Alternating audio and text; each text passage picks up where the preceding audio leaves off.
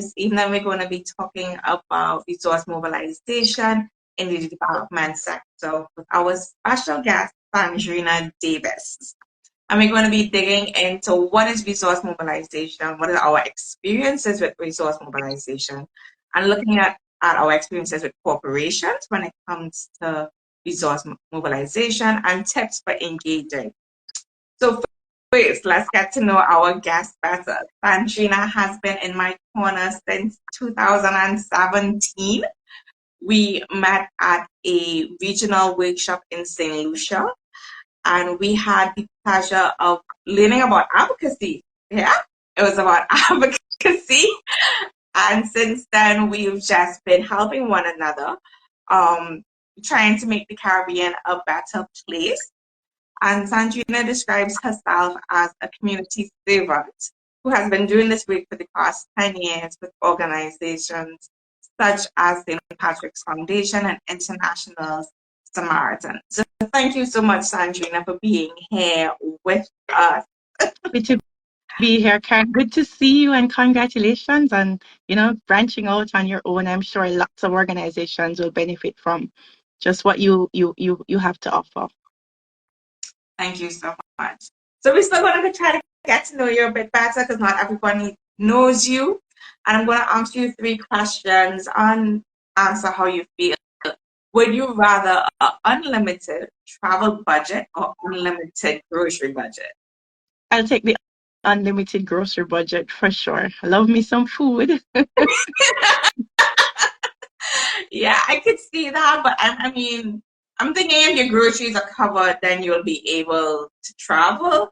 But at the same time, travel, even in the Caribbean, is so expensive. So I might lean to the travel budget. Yeah. Well, if I I can make something from different countries. I have a friend who is live. He commented, "Grocery," she will say. They know me very well. Food. Food always. Yes, I am a foodie, but I still want to think, like, I love South Africa. I've only been once, and I want to go back. I want to see Tableland and Cape Town. Like, there's so many places I want to see. So I'll take the travel. Would you rather invest in education initiatives or healthcare? I definitely say education. I feel like, once you have a good base, there's so much that ideas can be generated. And so a well-educated individual can turn that into initiatives that will help healthcare. So win-win. Win-win. I'm not trying to be contrary with you, but I'm going to go with healthcare. I spent the day last Saturday with the Barbados Association of Retired Persons.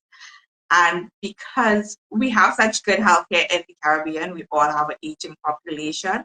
However, our systems aren't prepared for what that means for us. And I think we need to start looking at redoing our healthcare and our approach to health. And for me lately, I've been thinking about who is excluded from exercise. Mm-hmm. I don't know what it is in Jamaica, but in Barbados, a lot of the exercise programs, they tell you can come to the gym and then go straight to work. So who's taking the child to school? Like, at what time? And then also when it comes to accessibility, you have to walk up the stairs to get to the gym. So if I am a person with disability, how am I get to exercise to ensure that I stay healthy and live a long life? So right now I have a lot of thoughts about our healthcare in the Caribbean, and we're aging and we need to take care. So that's why I'm going to go with healthcare for that one. But I get you. We are aging. I heard that and it spoke to me. And I hope that's not what you meant, but I heard when you said we are aging. I meant that we have an aging population. I felt attacked for a few seconds. I was like, what? No, we're an aging population and we need to decide. You're going to keep telling us to exercise and eat healthy, but who is being excluded from this conversation? How do we change it? I'm with you. Yeah. So the last question, would you rather question is, as a development practitioner, as a community servant, would you rather a grant writer on call or a project manager, unquote? So there's a little term in Jamaica that we call boaty, which is this person that can be on both sides. So I would love a boaty in this case. I would want someone who's great with grants and also excellent at project management. I know you didn't give me that third option, but a boaty is what I would prefer in this situation. I like that one. I feel I'm gonna go with the project manager because I think I'm pretty good with the grants writing. Even though I know it takes a team to write a grant, but I don't want to get bogged down in the administrative work of the project. Ah, I, I got you. I want to create the ideas. I get you. I get you. Yeah, and as you were explaining the Jamaican too. Mm. When we come to the title of the event, I chose one cocoa full basket because I am a Jamaican at heart. However, we have other persons in the chat who may not be familiar with the saying. So could you explain the Jamaican saying and how it can relate to resource mobilization? I mean, I'm gonna go a couple directions with this one. One cocoa full basket. If you're talking about like a ground provision cocoa from a size, it's actually a nice little size. It's not too big. So kind of like, just small steps in increments can get you to that desired result if you are committed to the task. And if we went on to a whole different direction and said cocoa as in cocoa beans, that's even smaller, right? So just the idea of remaining consistent and just taking your time, knowing that once you are doing the work daily, that eventually it will add up. So for you Barbados people, one cocoa full basket, one cocoa full basket. We have Bajans, we have Chinese on the call as well. On the live, I've seen some Trinidadians join as well. So it's quite a regional conversation Just that we're the way having we here. like it. Just the way we like it. Yes, that's how we like it. So we talk about resource mobilization in that explanation about one step building up. So what is resource mobilization to you? I would say simply to pull together all those little pieces of the puzzle that's going to be needed to complete the picture that you would have had in your mind when you're having a vision, right? So let's go a little bit deeper to like an example. You talked about the aging population earlier. You would know now, okay, this is what I think would solve this problem. Resource mobilization is this problem split into 15 pieces. Where are all the parts that I'm going to pull together to ensure that when I get those parts on board, the resources, that the final picture of better access to the healthcare for the aging population, everybody would see coming together. So essentially, everywhere that we need, whether it's people, places, things, or cash to come together to make sure that what we want to execute is executed successfully and has the impact that we want, that kind of process is resource mobilization.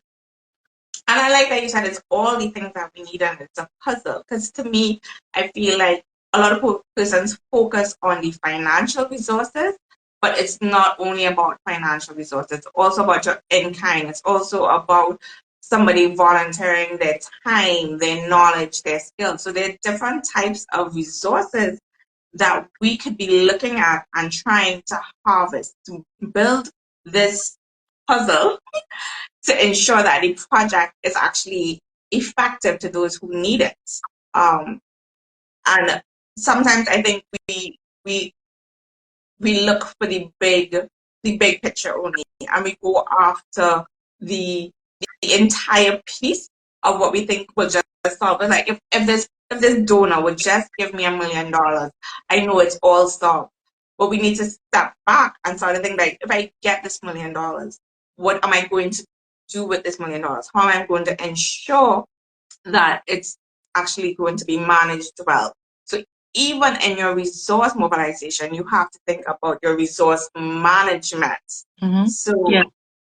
yeah, so you have to do your resource planning, your resource mobilization, and your resource management. And I feel like those are some steps that in the development sector we try to rush, and we don't realize that we need to take a step back to do.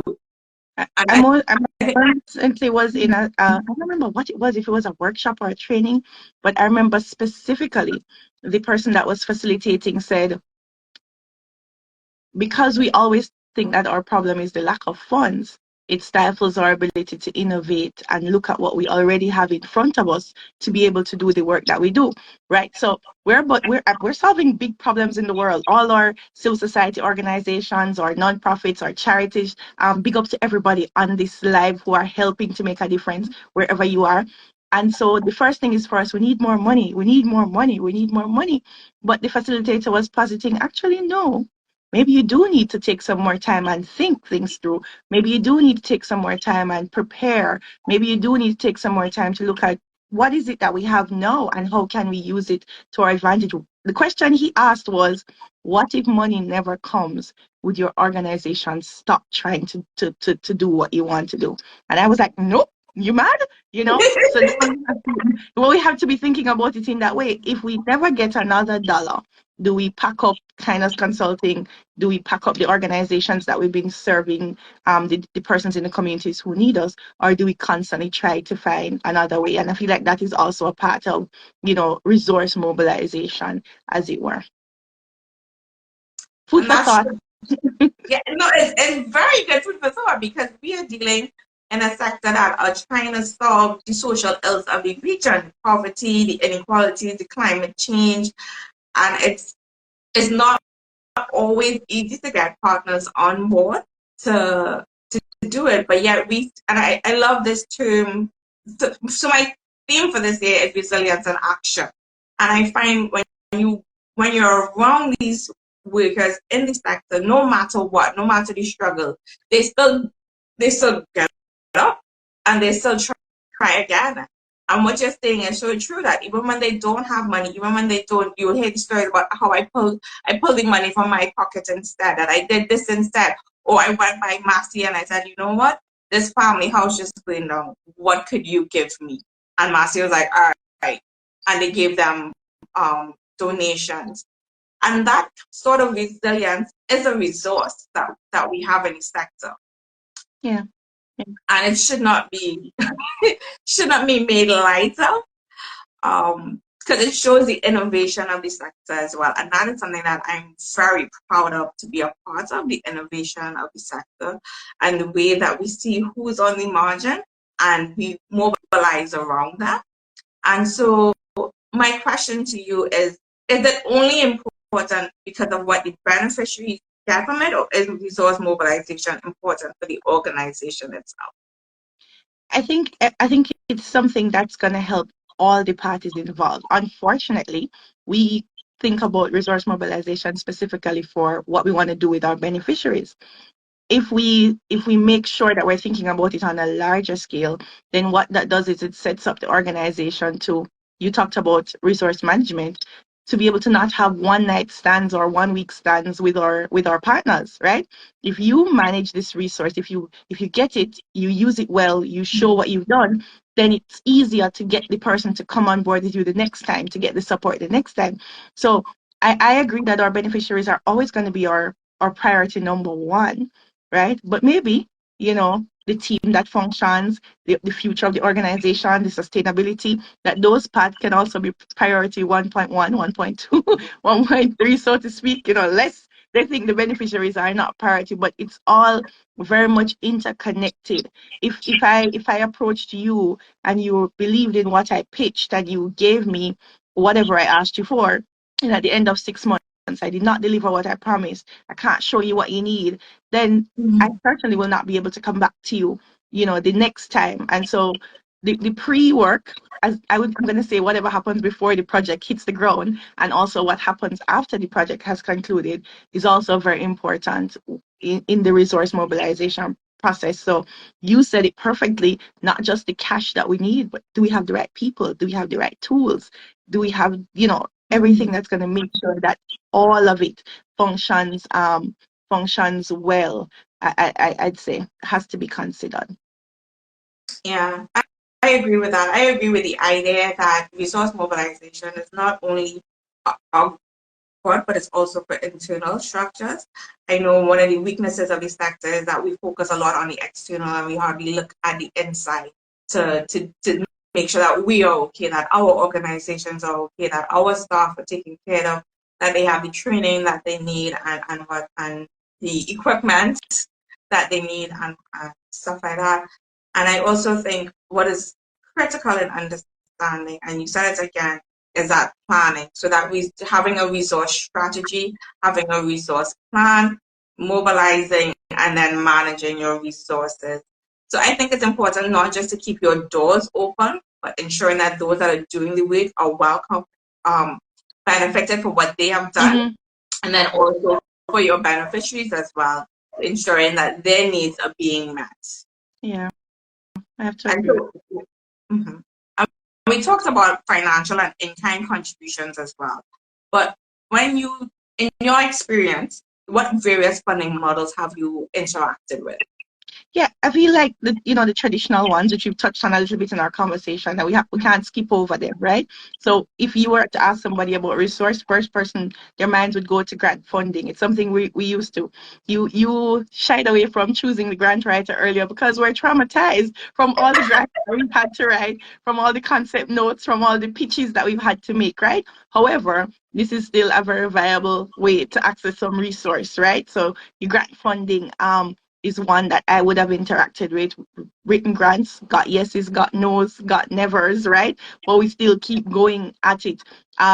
For the work that we do in the different spaces, you're talking about like finding, corporate entities to partner with who want to do good in a particular space, but may not have the know-how or the time or the resources to direct to it. So you partner with a company that has the funds, and you are able to execute, with those funds for the better interest of the beneficiaries.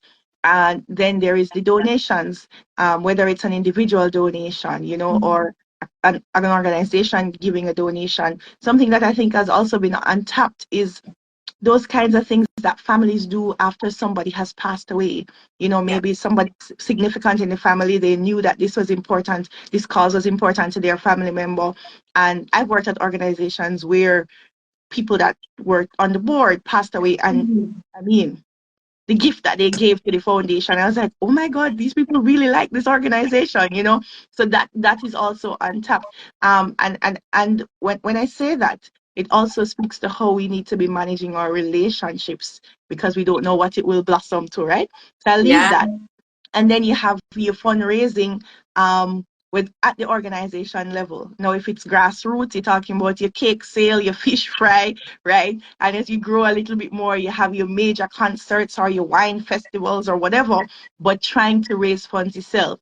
In this day and age, crowdfunding, right? The option is there. No strangers who've never heard of you, never seen you, can buy into your mission and give you resources. And that's all money, money, money, money, money. I live in Jamaica, and I've noticed that, within our space, that there are some newer things that have come up over the years that allow for organizations to be able to put themselves in a position to support their organization in a more sustainable way, right? So Jamaica had launched their Jamaica Social Stock Exchange some years Okay. ago.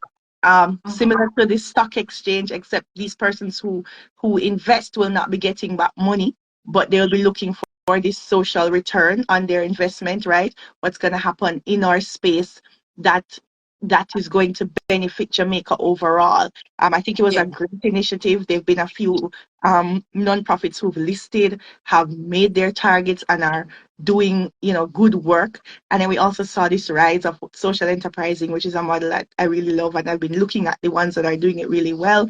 And if you ever come to Jamaica, make sure you look out for Def Can Coffee. Yes. They have a wonderful social enterprise, and this is not a plug. I do enjoy the coffee, and I also get a chance to learn a little sign language every time. And I feel bad if I don't know the right words. So you kind of pricking your conscience to learn more, to be more inclusive.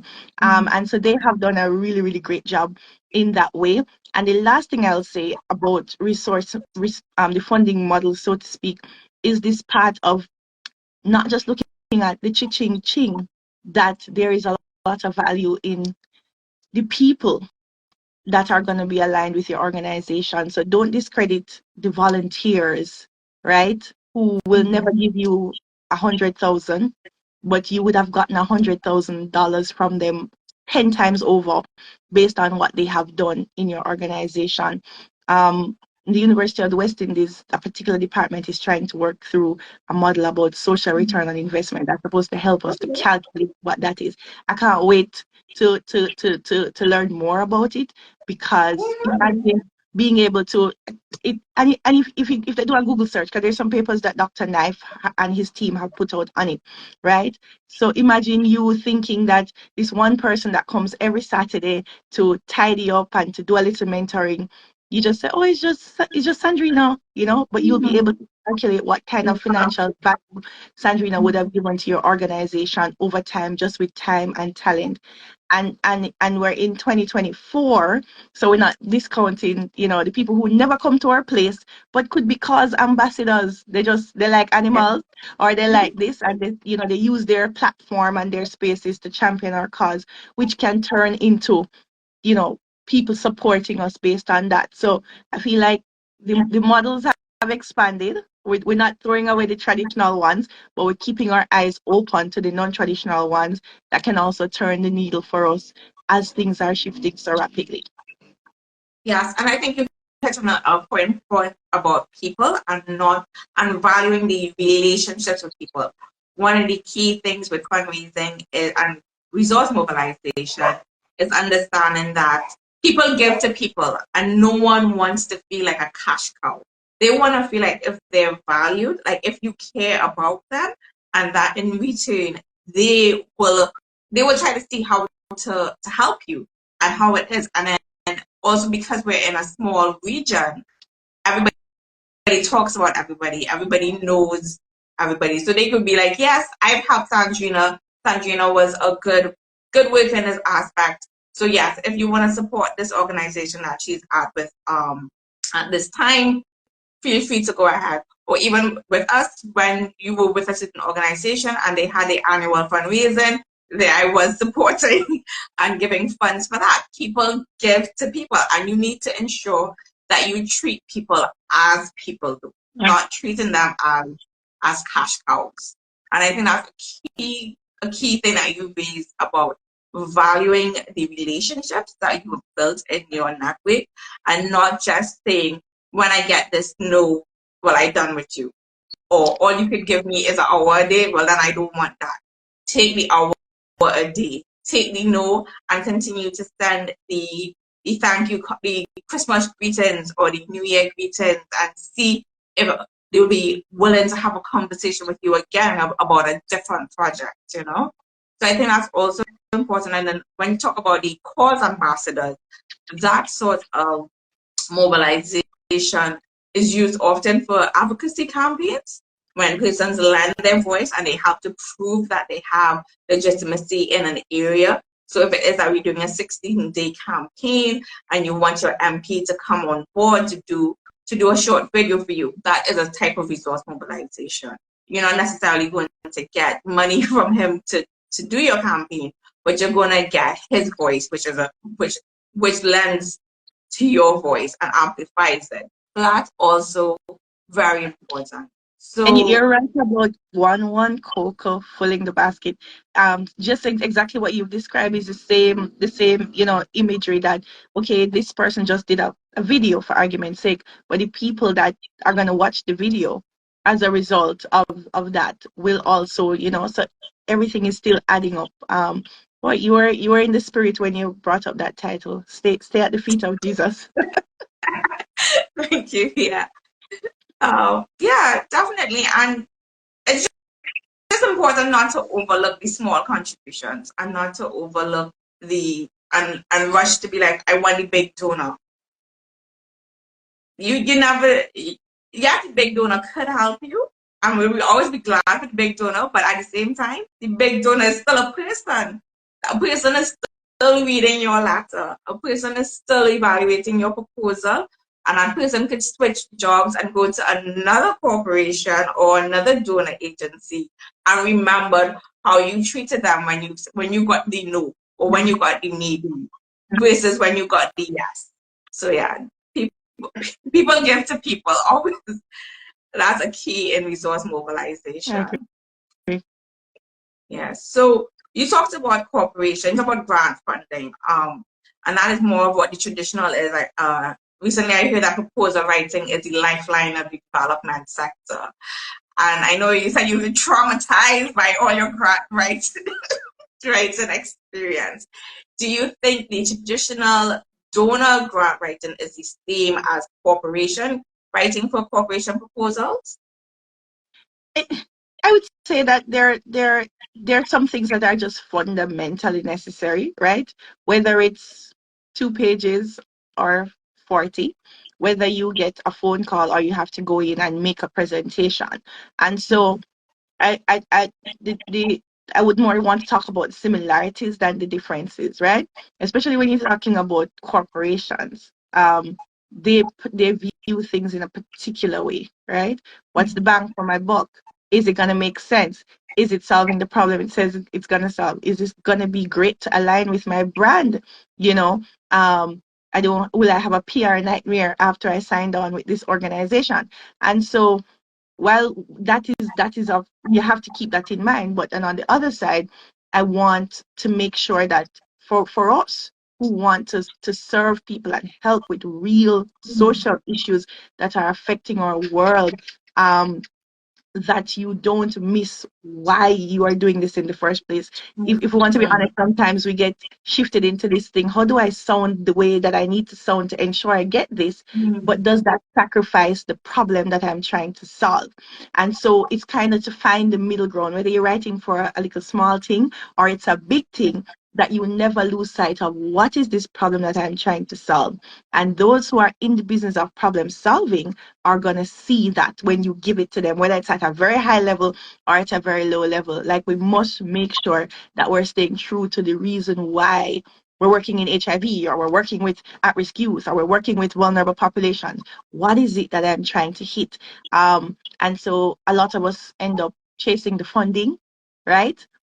As opposed to chasing the solution that is necessary for those who we serve. If we want to be honest, many organizations have come into loads of resources. Let me leave the fun and use that word.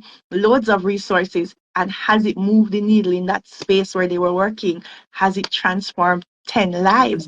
Has it stopped world hunger? And that's very, ambitious. But the point I'm making is, if you're not careful, you're running after the resource, but you've shifted from what you're trying to solve in the first place. And now it becomes making sure they see what they need to see to say yes. No, we want to stay with why we're doing what we're doing. And those who are aligned will come alongside us. Okay. So then how do you suggest civil society engages with corporate social responsibility, or the new phrase is the environment, social, and governance framework? Actually, yeah, so let's pause, let's break down what is corporate social responsibility and the ESG framework.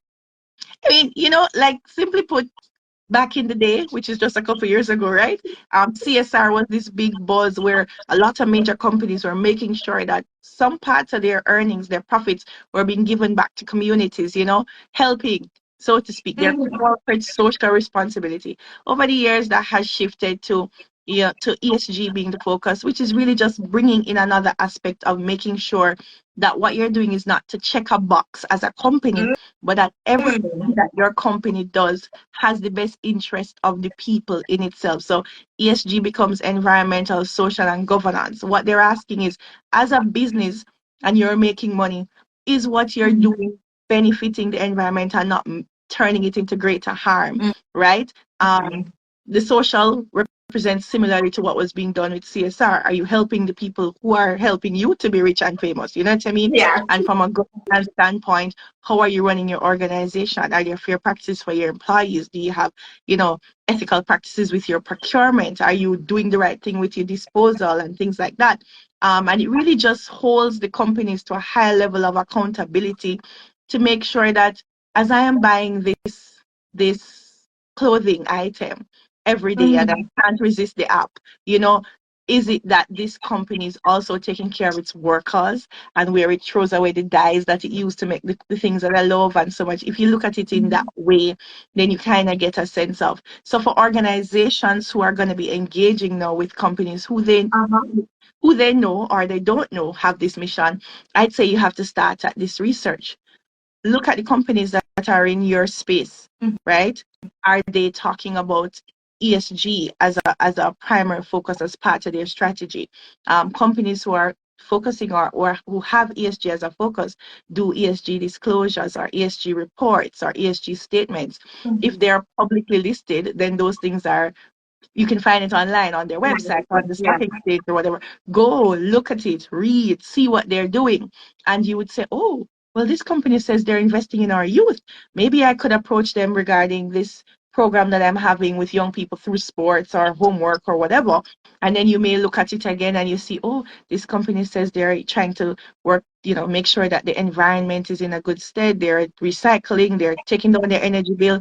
Maybe I could approach them to see if they'd want to help to make or girls' home fully solar, Yeah. but you have to do research. So part of the engagement will be to research the entities that are within your company, your country, or your territory. See what is priority to them. See if there's alignment with your priorities. I'll say that again. See if there is alignment with your priorities, not shift your priorities to align with theirs. And we've all been there. Yeah. Guilty, guilty, guilty over here, right? So as you will learn, you will make the adjustments, right? Right, Karen? So Yeah. see if their priorities align with yours. If it doesn't, continue to look for alignment, because those partnerships that have alignment tend to last much longer. That's what I would say. And I can't overstate. Please just try to be true to what you said you wanted to do. Because if you look finicky and blowing with the wind and whatever the donor says, that does Mm. that also doesn't make you look very credible either, or as a strong leader. So Yeah. you want to be very careful of that. And somebody who is representing your beneficiaries, you have to know what your beneficiaries want. You have to show that you're connected to the crowd. I was listening to a seminar this week, and the speaker, Floyd Jones, said your alignment determines your assignment. And so when you were talking about ensure that you are aligned and that you're aligned with your mission and then you're aligned with your donors, I was just like, yes, your alignment determines your assignment. Trust me. Yeah, definitely. Facing And it. you talked about building relationships, and I talked about people give to people. How do we go about building these relationships with corporations? What would you say? I think authenticity is a major part of this journey. Um, Now, I'm going to go ahead and say, as Caribbean people, normally I said Jamaicans, but I have to be, a little bit more inclusive tonight because we have our friends from all over. But as Caribbean people, we can smell a fake from a mile away. Jamaicans will tell them spirit don't take, right? But in real Yeah. truth, you can smell a fake from a mile away. So we want to make sure that we are as authentic as possible, because if we don't show up as really caring about this cause that we're representing, really caring about these people that we're serving, then the people who we're asking to come alongside us can see through that as well, right? And non-profit, charity, civil society, it's become very sexy. Everybody's in it now, right? Everybody doing something, giving back, paying it forward. I mean, it's never been a greater time. So how do we make sure that we are doing it from a very pure place? So that's number one. Make sure you're authentic. Number two, this is a personal thing for me. We want to make sure that we are honoring the people that we are serving, empowering and not embarrassing them. So we're not um, bearing their stories in order to raise funds. We can tell of the challenges that people are experiencing. We can tell of the struggles that they're having, but we can do that very tastefully and respectfully. As a younger person, I used to hate, the little Africa videos with the fly passing over the Yeah. city. It Yeah. would drive me nuts, because I felt like, if as the person leading you develop trust amongst the people that you're dealing with, I could simply say, hi Karen, I have 30 children that are hungry at the moment, and because you know who I am and I have been responsible and accountable, you will believe me. I do not need to cue the flies and cue the 30 faces for Yeah. you to be that there are 30 people that are hungry. And so that's why authenticity, that's why making sure that we we take care of our beneficiaries, they're already losing parts of their dignity by reaching out for help. We're not tearing the rest of them away by bearing their souls to the world to meet our target. You understand? I get Um, you. so I think those things are very important. And if we think that those who are asking to support us don't see through that, we're mistaken, Mm. right? Because remember, if you're trying to partner with corporate, they don't necessarily want you to look like how they are, right? Remember CSR, right? The picture's Yeah, gonna be taken, the video's gonna be posted. So they already know how to do PR and marketing. yeah. Um, we can show them that you can still get um acknowledgement for what you've done in a way that honors all parties involved. I think that's very critical, and that's something that you want to consider as well. And people are still have a little bit of pride about them. There are people that have been supported all their lives, and when they make it to the PhD level, they never said, "I was helped along the way." Yeah. Never, because just how people feel about it.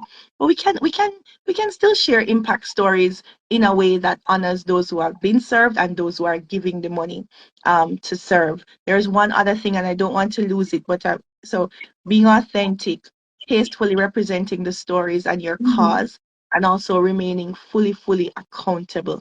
Um, Mm. fully, fully, That's a big one. fully accountable.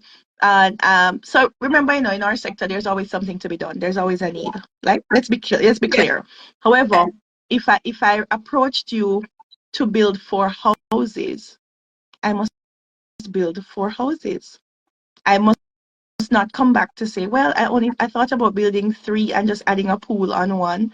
And that's a random example. But the point is, sometimes we, shift resources and so on and so forth. People are looking for, are you gonna do what you said you're gonna do? And if you're not gonna do it, are you gonna come to me first before you choose to do something? Yeah. So we want to be very accountable along the journey. And I think those things will help to deepen our connections, deepen our partnerships, and that people will trust us. You said it, people give to people. So they Mhm. don't trust the people who are the face of the mission, then you may have challenges. And you can only build trust through communication. And that is something that I struggle with as somebody who helps manage contributions. And I'm like, I want to be on your side. I want to be your advocate and say that you're doing great work. But if you're not responding to me, I can't do that for you. So how am I going to say, yes, let's continue investing in this organization? And then also, as a sector, we do wish that donors will move from project funding back to programming funding, where they used to fund our admin costs above 15% and 10% and unrestricted funding. We would love that. But I do understand that if we want to return to that, we need to be transparent and accountable for the money and the resources that they have given to us. And that is not only through having the conversations with them, but it's also, as you said, coming to them upfront, having the conversations, but also writing, having a written thing saying, yes, so I'm going to talk to you unofficially about if this is possible, and then I'm going to write you. So it doesn't look like if I'm asking for favors under the table or waiting to be like, I know I only want to talk to you. So it's like, yes, you could talk to me alone, but it's a committee that deals with, it's a CSR department. It's a something that deals with these funds. So it can't have this secrecy, privacy around it. And the same way we want to respect the beneficiaries, you need to be open with your the way you manage the project and the finances or the resources that we give to you. I took up my microphone for this one. Even though that times have changed and there are newer ways to report, because remember, if a photo is taken, it happened, right? Yeah. And if a video is captured, it happened. There are people in the sector. Please still write your reports. Please still put a Yes. line. Please still give in the budget. Yes, man. I know we saw the reel. Yeah. I know we saw the stories. I know we saw the picture in the newspaper, but we still would like the report that captures all the aspects of what you need to be reporting on for your donor, right? So don't send them the link for the Instagram page alone. Write the report so they know how things went. If we're not careful, the advancements carry us along the way. But some of the traditional ways of communicating with persons, especially those who have given you money to spend, are still important. I'll rest the mic down. That is definitely true. Yes. Yeah. All right. So before we close, do you have one thing about fundraising you would like to tell civil society? I would like to tell civil society, and I think you and I had this discussion when we were talking earlier, that don't discount the value of the prep work, right? Mm, We serve in a space of heart. We go to our bed thinking about those who are homeless and hungry and so on. But and so when we get up thinking we have to do, we have to do, we have to do, but I think we have to remember that we can plan and prepare before we do. If you just hold yourself back a little bit with your team and plan and think about all possibilities and what could be and what could happen, that prep process would make a world of a difference, especially for fundraising. Because when you are now in the mix of the game, live and indirect, and you're tripping up over the things, your brain is like, oh my God, we should have did know about this. We should have did know about that. We should have, because you didn't take that prep work time because we're so eager to do and to do and to do. It's a hazard of who we are, but just remind ourselves that if you want to really be successful at fundraising, fund growing, the prep work is critical.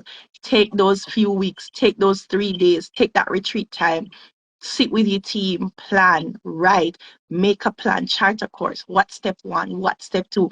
When you start to execute, you have this roadmap and you're not just responding in the moment to what the challenges are. I mean, the business people are going to talk about risk and risk management and yeah, assumption. This is a business, whether we want to believe it or not. In fact, it is. important business, right? So it requires that same kind of energy as we would give if we were working for the man, right? So we need to make sure that we bring that energy same way, same excellence. That's the same standard. I know sometimes availability is chosen over ability, right?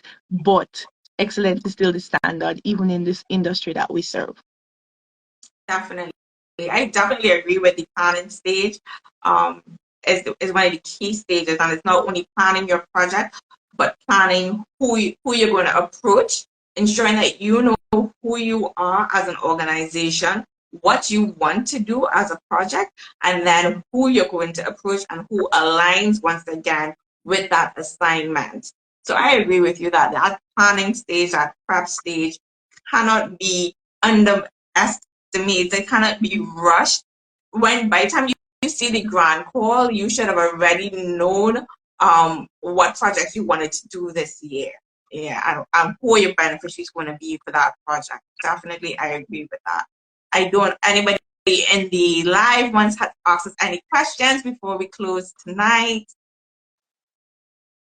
I saw some comments. I saw Marlon Young talk about this. It's a very, very good conversation and a few hearts going up. I love hearts. Please send us some more. Yeah. While we're looking for the questions, I don't know if it happens for you, and you can tell me, because you said something earlier and it just kind of turned the light on in my head when you said we're solving real world problems. And I thought, you know, like just at a higher level, and this is not throwing shade or anything, but budgets are read and there's allocations for many different sectors in our different countries. And I wonder, wouldn't it be nice, if there was a percentage um that can be, and maybe I don't know that it exists, so we probably have to do some research on that, but that is going to bolster this sector.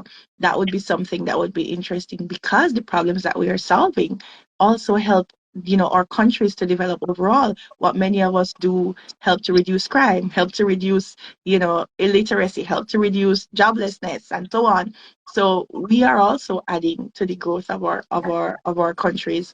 And it's not a minor feat.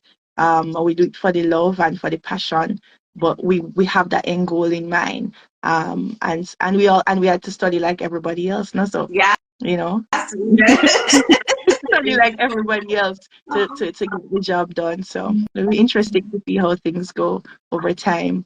But there is something to be done in every neck of our world, and those who are online, if you're not doing something about it, now is the time. Yes. Ask Karen, she can guide you. She does a great job of that. Yes, I could do a great job of helping you plan and prep for your resource mobilization and implementing your project. And I do understand what you're saying, that there's a need for research to see what the government is doing and how is the government partnering with civil society. And I think the research that you mentioned out of UE about tracking the value of the way that we are doing, I know there was a regional organization that started that research, but I don't know where it is right now, because the civil society in the Caribbean brings in for an exchange. It provides employment. It provides employment training as well, and it helps with the reduction in crime, because we act as a buffer when things get too hard for persons. Instead of turning to crime, they're able to turn to us and get the food that they need, get the training that they need, get the resources that they need. So yes, while most people look down on our charity, we are actually holding society together, where work is just as important as the government workers.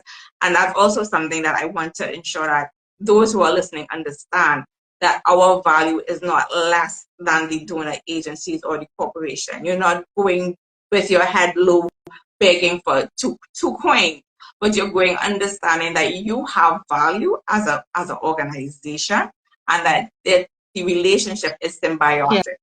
They might just speak a different language to you, but at the same time, they need you just as much as you need them, because as Sandrina said, they need their PR pictures. They need to report that they are doing something good in community, and they're going to come to you, who are the gatekeepers to the communities. So No shape I think we're going to, no shape shifting in 2024. We're gonna stay no, authentic. Stay authentic. Mhm. stay authentic, know who your beneficiaries are, and represent them.